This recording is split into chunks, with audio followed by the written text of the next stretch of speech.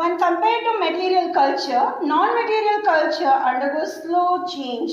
So here, material culture remains as it is for 100 years or more than that. But for non-material, it goes in under slow matter here. It remains as it is here. A man behavior, to bring a change of that man behavior, it takes a time where he try to learn. His behavior may be rude. His or her behavior may be rude. By teaching in a good process, yes, I committed a mistake, and slow process take place to change that person's mind here. That comes under non-material culture. And what are the features of culture? The features of culture are as follows.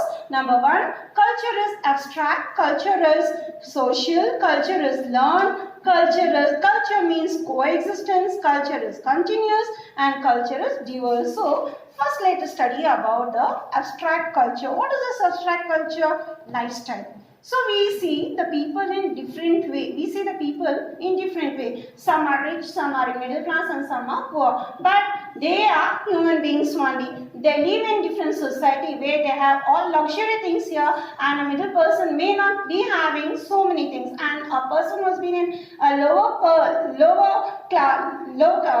income person, he will be satisfied. Yes, I have food, I have shelter, I have my income, I am satisfied. But he want to lead a lifestyle in a very good manner, the way of life. So here, if a person is richer, so his generation will be rich and rich and rich. If a person is being where I want to be a successful person, even I want to achieve so and so, that means he has to work hard a lot, but he cannot compete to the higher person, higher class person. That comes here for abstract here. The way of life carried from one generation to another generation. It is having a property. Yes, I can make my own I can have one more, achieving of one more property. This is my ancestral property. I can have one more on my own. So ancestral property means generations to generations. The second comes here for social. Culture is social. That is not personal. It means sharing community way of life,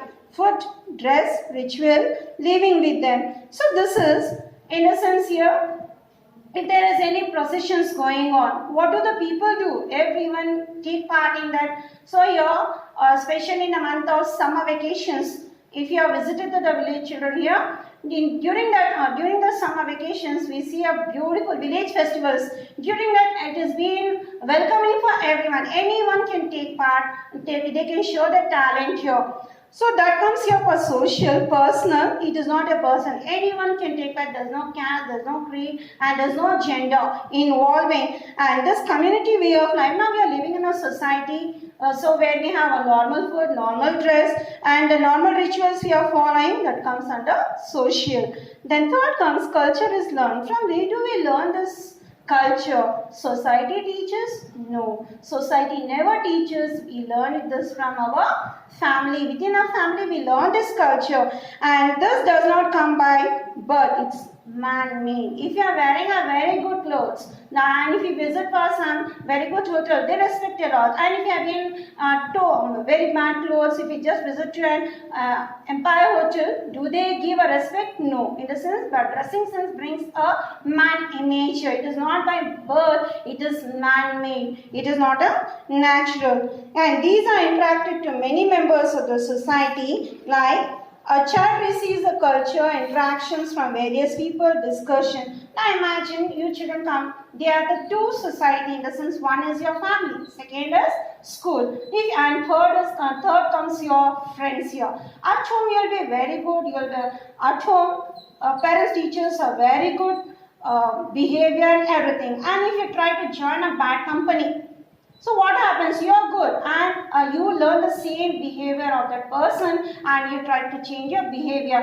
And when you come to the school, even the teacher try to correct your mistake. Even your parents also try to correct the mistake which you are doing it. But from where you are learned it from your friends. So here, this teachers are good, where in turn it may become into bad here. To remove this bad here, where parents and teachers try to motivate and try to correct the mistake of the children.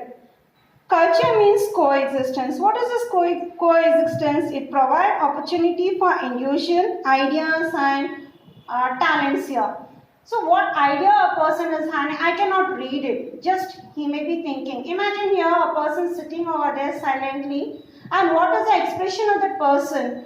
He may be an upset by seeing the expression, but he is having a talent here where it can be put up either on a paper or on a board. Imagine you having visited some hill station long back, and you had a picture in your mind, and when the painting competition you are participated in a painting competition, and you had a picture of that painting long back, and you try to put up on a paper. That means your idea, your talent, your imagination, that you are there in that, still you are present in that scenery, and you are trying to give the structure, your idea, your talent in form of painting, opportunities, tradition, value, knowledge, belief, and all are by the human existence. And culture is continuous here. Can we break up this? No. This is a continuation of imagination, rules and regulation. How much ever a person is educated, how much ever he has been rich, can he say, no, I don't want a society, I want to be alone? Can he leave his imagination? Can he leave his belief and act? No. Wherever he go, either to each corner of the state or to any nation, he tried to follow his tradition and ritual, and that's called culture. And culture is diverse in the sense the aspects of culture, custom and moral value, belief. This is a difference visible when compared with Karnataka and Tamil Nadu. North Karnataka here. If we are living in a state of Karnataka and a Bangalore urban district, and we visit to the north part of Karnataka, how the style of the people, have you observed over there, even in our Bangalore, when we are traveling, have you observed the language? Their language is very simple. Imagine you have visited to some site where the constructions are taken place. Especially these people will be from north part of Karnataka, either from Bidar, Yadgir, Gulbarga. These places they come here because they don't have jobs, so they come and do the job here. And they are being called a non-agricultural labourer. They try to construct the buildings, and how they are responding, they are very respectful, they are very kind-hearted people. That means still they want to bring out their traditions wherever they are living. Next comes importance of culture. What is this importance of culture? We have to give importance for this, or we have to ignore it? No, we have to give importance. So it is a treasure of knowledge. It's just a gaining. And if I follow this knowledge of culture, I can give for my children, and my children carry on to generations and generations. So it is not stopping, it is a continuous process. So it is only a knowledgeable. It is not written. It is not written, only it is said in form of folk songs, folk stories, and it is a knowledge stored in proverbs, paintings, writings. So this is said in early period here. And have you heard about the stories of the Jataka tales, Buddha stories? So these are stories you learn, and the paintings. If I take an example of the period of 1600, the kings where they were ruling. Can we see now? No. Only we can read with the books. We can see the paintings. We can see the pictures, the monuments. Yes, that is a tradition and culture where they are left the knowledge that we are learning to now in present era.